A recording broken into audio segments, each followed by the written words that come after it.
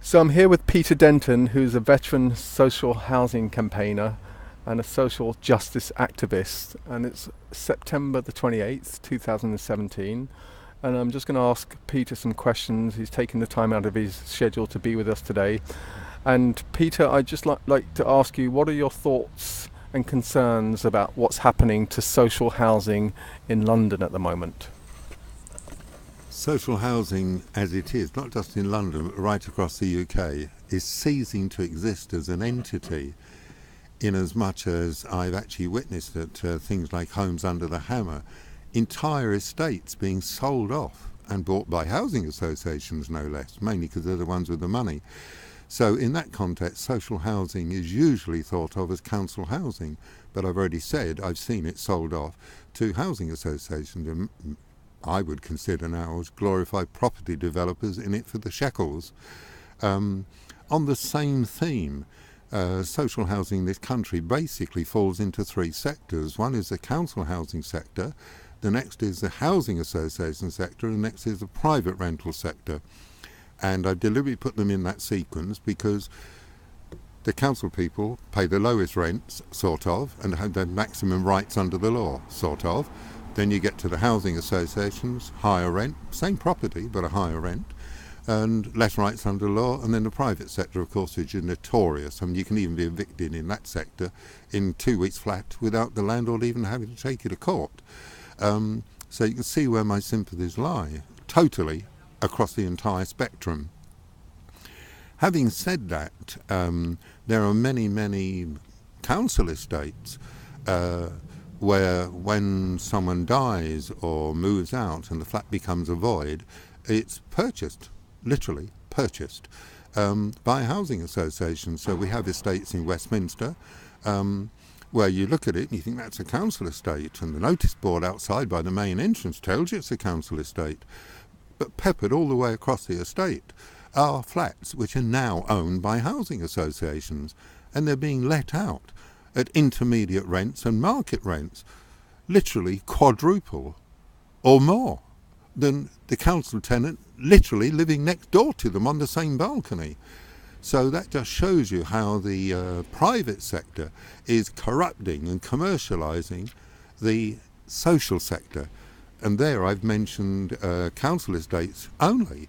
The same thing is happening on council street properties, where it's very hard to identify, because at least when you're looking at an estate, you know that it's an entity, a community in its own right. But doing what I've just said is destroying the community within that estate.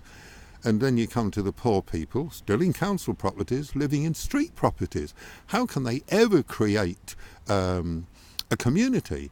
We have a street in Westminster, the north end of Westminster actually, where, you won't believe this, there's over 20 housing associations own properties scattered along the street. So next door neighbours could be residents of different housing associations. And I'm talking here about Victorian type properties where the rooms are of a communicable size, whereas in so many of the new builds that's happening now, and I will talk about the new builds a bit later, they're so tiny, they're rabbit hutches, for example. Are you aware that the total accrued area of these rabbit hutches that I've just enumerated cannot be less than 36 square metres, which means lots of the housing associations are building them to precisely 36 square metres. And that, by the way, is your lounge, your bathroom, your kitchen, your toilet, your children's bedroom, the whole lot, 36 square metres. In other words, 18 foot by 18 foot. Think about it. So that takes care of that sector. The housing associations, they are in many ways responsible for so much of the part by part rent new builds. I've actually witnessed, again under Homes Under the Hammer, where people have invested their life savings into such a scenario.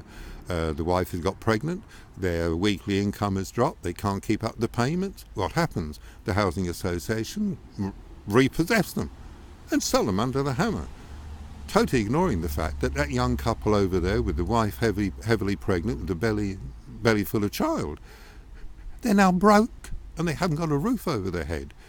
And that just shows you the commercialisation, the viciousness of the money grubbers perhaps I should say money-grabbing grubbers. I really don't know, but that's my view.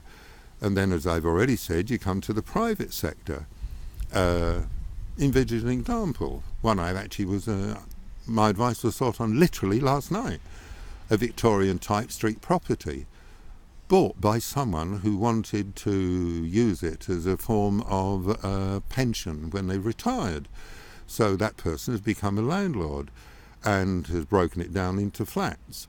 Not quite into the scenario of beds for sheds, which has become so innocuous to certain parts of London, but certainly with very severe constraints. And bear in mind, I already said that those people can be evicted in 2 weeks flat. The rents are incredible, literally incredible. A tiny little box room where you can just about get a single bed in and walk to it sideways, you know, and that's the room. £100 a week plus. I mean, who the hell can afford this? And you're sharing a communal toilet down the corridor, a communal bathroom, a communal kitchen. And this is ridiculous. And yet, this is the social sector. And the reason it's the social sector, and as it happens, Grenfell is a perfect example. The councils, by law, are required to ensure that their residents have a roof over their head. That's the law. So people go to the councils, can you please house me? And the councils have so little property, because bear in mind it was all sold under the right to buy, and I'm talking here specifically of council properties, of course, that they don't have the domiciles to give these people. So they are seconding them to housing associations and often into the private sector. And the scenario I gave you last night was exactly that, the private sector. And incidentally, while I was at it, I was interrogated about somebody in a very similar position in a council property where her mother has died, and does she now have the right of succession to it? So I have, in fact, advised both of those families and will continue to. But the question I was asked was, what do I think is happening to the social sector in the UK? Well, I've identified the 3 major sectors, and I think I've identified what I think is happening to them all. And for me, it's a tragedy. I've always loved John of Gaunt's speech in Shakespeare. This earth, this demi-paradise, set unto, oh God, I can't even say it, I'm getting emotional. But it ends up, this earth, this realm, this England. That's the England I was born into, and it isn't anymore. And it's entirely due to the money grabbers out there. Nick, I hope I've answered your question. Thank you, Peter. What are your concerns about the current situation, which is the proposed merger of Genesis and Notting Hill Housing? If I were a Notting Hill tenant or leaseholder, I'm going to quote a cowboy film, I'd run for the hills. At the moment, all I can do is quote other cowboy films and say, head 'em off at the gorge and head 'em off at the pass. I have, in fact, spoken at various residents' meetings, both Genesis-oriented, Notting Hill-oriented and merger ones, where the 2 residents' groups have got together. And I've expressed my own experiences and my own feelings. I understand that a Genesis shareholder came up with the phrase that bigger is better. Well, it isn't. Various investigations created by people far, far better than myself in the housing sector have proved bigger does not mean better. It does not mean better service. It does not mean lower rents, improved maintenance, or any of those things. In fact, the inefficiencies, the incompetencies escalate with the magnitude of the housing association. So to have a merger that virtually doubles the magnitude overnight, well, that's going to double the incompetence, in my view. And I'm more than happy to stand on that. And if somebody wants to try and prove me wrong, go for it. I'm always available. I've already said I would run for the hills. But the question has to be asked. Genesis tried to merger with Shepherd's Bush Housing Association about 25, maybe 30 years ago. And on investigation, Shepherd's Bush HA said, no way. And then about 15 years ago, Genesis that is, tried to do a merger with Moat Housing Association. Moat Housing Association looked at it and said, no way. And quite recently, Genesis tried to go do a merger with, Thames Valley Housing Association. Sorry, for a moment there my memory went. And Thames Valley, rightly, they owe it to their shareholders, whether the shareholders be in it for the money or the original concept of a shareholder where you paid £1 and you became almost like a PTA in a school. They investigated it and they also ran for the hills. And so my immediate question would be, if I was a Notting Hill tenant, I would go to those 3 housing associations and say, what was it about Genesis that made you run for the hills? And then I would follow their example. I'm not sure, Nick, whether I've answered your question, but I know that the passion was there. I would advise any Notting Hill tenant not to go for the merger. Peter, I've been speaking with you this afternoon, and you've been doing some research about property auctions where lots of social housing properties have been auctioned off with various companies such as Savills. And as we speak today, we're going through some of the lots, and many of the lots of the housing stock that have been sold off. Could you say a little bit about that, please? Yes, I most certainly can. But I need to digress slightly in as much as what is happening in other sectors outside of housing is impacting on the housing sector, as I will explain. Fire brigade stations are being sold off, police stations are being sold off and being converted into residences, usually at alleged affordable prices that no one really can afford, but that is happening. So that is also affecting the community. For example, if fire stations had not been sold off, would the fire brigade have had less mileage to cover to get to Grenfell? A silly example perchance, but nevertheless an example. So what is happening is really happening all over the place. Park keepers' lodges, the lodges you see on cemeteries, the lock keepers' cottages alongside the canals, they're all being sold off. And I see these at auction sales. So at first you think it's only the housing, but the housing is taking so many different aspects, many of which don't occur to you in the first instance. Some of them didn't occur to me until I saw it happening in auction sales. So a thing that I particularly oppose, and I'm not so sure this is the question you're looking for, Nick, but many of the Victorian type premises which are owned by housing associations started off as being created by charities, church commissioners for example being one, Salvation Army for another, and I'm talking about genuine charities registered with the Charities Commission, not ones who claim to be charities but are not registered. And the reason here is these people had the Good Samaritan thing of, I'm trying to think of the guy's name on TV. He gave them this euphemism of the do-gooders of this world.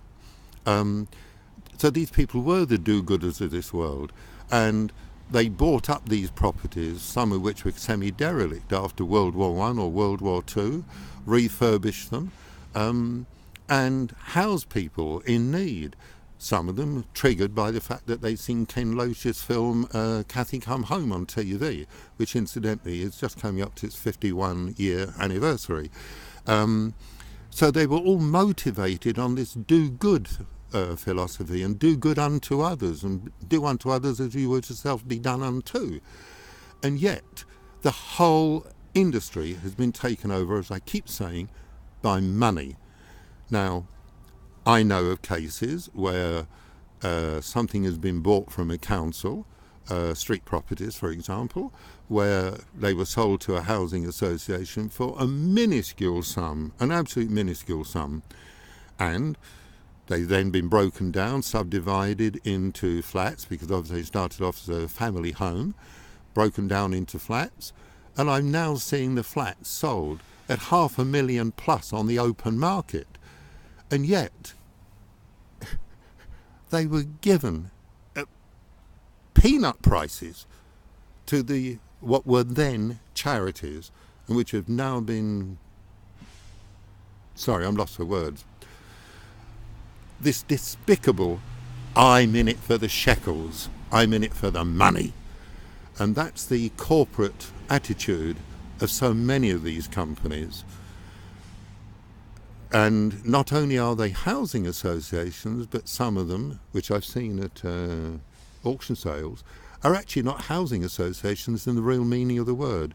It's not fair of me to name them. I certainly know of them and know them. And the reason it's not fair of me to name them was I've always worked on a philosophy. If I'm going to criticise someone, I'll do it in their presence so at least they can respond. But you, the viewer, can research it for yourself and you see that I'm telling you the truth. So, what do I think of all this? I think it's disgusting. And when I think of housing associations who claim to be charities, but they're not registered with the Charities Commission, they are registered with, let's say, the Friends and Provident, and they display their alleged charities number, well, I'm terribly sorry. You need to look at your arithmetic, because they ain't Charity Commission registration numbers. So there it is. I would think the correct word is duplicitous action. And as I say, they're selling them. And why are they selling them? Answer, they've gone so deeply into debt, mainly because of their involvement in the part-by-part rent philosophy, i.e. the new bills, that they're now having to pay back the interest on their debt, which I've mentioned in my previous conversation with you guys. And that's why they're selling them. For example, I actually went to a sale on a Thursday of one week and another sale on the Tuesday of the next week. 6 days apart, you think. But hang on, it's 4 working days apart. And a particular housing association, and they were not alone, there were others doing it. But this particular housing association sold 31 properties, to my knowledge, on that day, all averaging over 500,000. Sorry, on those 2 days, I should have said, all averaging over 500,000. That means they walked out of the auction room with well over 30 million, even when you take off the running costs and percentage, if you like, for the auction house. And I say again, they still have the audacity to tell you to your face that they are a charity. Nick, I think I've really answered your question. Have I not? If I haven't, I'll continue. Yes, thank you, Peter. And just in closing, what are your thoughts about the future of housing? What would you like to see? What do you think could be a solution to the housing crisis in London? Okay. I'll use Genesis as an example here. The current Genesis as we know it really is an amalgam of 5 or 6 used to be housing associations in their own right. And this phrase used by a Genesis shareholder, no less, about bigger is better. Well, in my view, smaller is better. You get to know your housing officer. I've already said my housing officer could walk down the street and not know me. But believe you me, in Westminster I'm well known, and in other boroughs. So you would then go back to this personal service. And I can well remember on one occasion actually being asked to give a presentation at Notting Hill AGM, would you believe? And I actually was asked by the chair a similar question. And I basically said that I don't want a housing association where the only point of contact is a telephone number and not a human being at the end of it. And the machine will ask you various questions, maybe ubiquitous questions, but they're not necessarily the questions I want asked, because I've got my own unique problems and I want to discuss those problems. So I want to see it revert to the status where you don't talk to asset management about the property value. You don't talk to your rent income officer because you could perhaps be going into arrears because your company is making staff redundant and you may be next. And you've done the honourable thing if you're talking to your rent officer. And then you're talking to the environmental officer, where you may have a community hall in the locale belonging to said housing association, and you end up talking to all these different people. And what I suggested at this Notting Hill AGM that I was invited to, and by the way I was invited by the tenants, not by Notting Hill management. Notting Hill management didn't want me there. The tenants, however, said we invited him, he's staying, and I stayed. What I basically said, I wanted to see it go back to the way it was, the way it says on your tenancy agreement, which is your first point of contact is the housing officer, your housing officer. So you can contact your housing officer, say, look, this is a good manners call. I've got a bit of a money problem. I may be late in paying my rent next month. And the person can say, okay, thank you very much, you told me.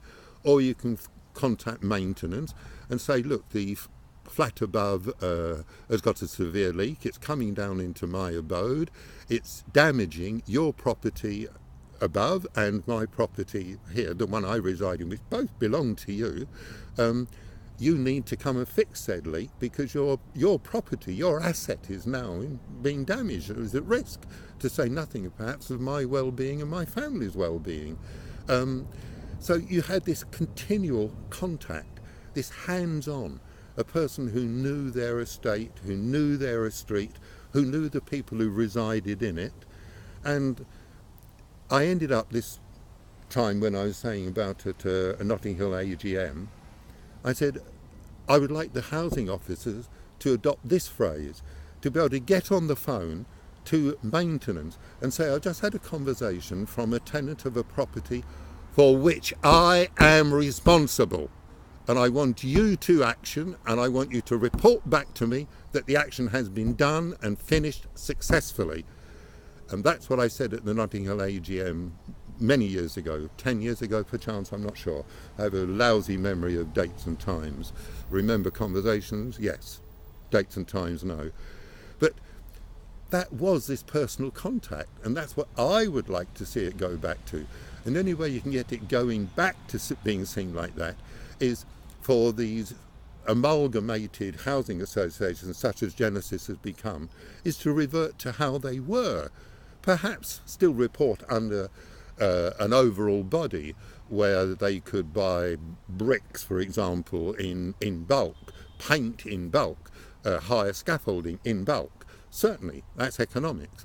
But for the work, the looking after, for want of a better phrase, and there was no inverted commas in that term, looking after, of its residents for whom they have a responsibility under law, that can best be achieved by devolving back down to their base roots.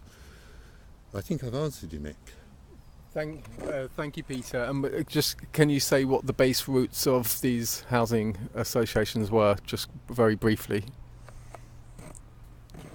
The charitable and charity ethos under which they were originally created and which they've now turned a blind eye to.